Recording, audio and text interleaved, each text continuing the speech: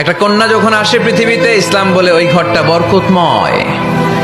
এরপর যখন বড় হতে শুরু করে, ইসলাম বলে বাবা যদি এই মেয়েকে ভালো পাত্রের হাতে তুলে দেয়, বাবার জন্য জান্নাতের দরজাকে খুলে দেয় কে?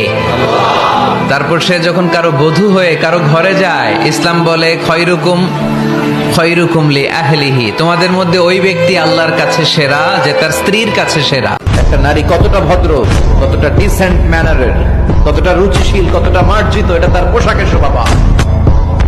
তার পোশাক দেখলে বোঝা যায় এটা কোন ঘরের মেয়ে, এটা কোন বংশের মেয়ে, এটা কোন এলাকার মেয়ে, তার বাবা কেমন, তার দাদা কেমন, তার ফ্যামিলি স্ট্যাটাস কেমন, তার পোশাক এটা বলে যায়। এজন্য হেজাব আপনার অহংকার, আপনার অধিকার, আপনি বুঝে নেন।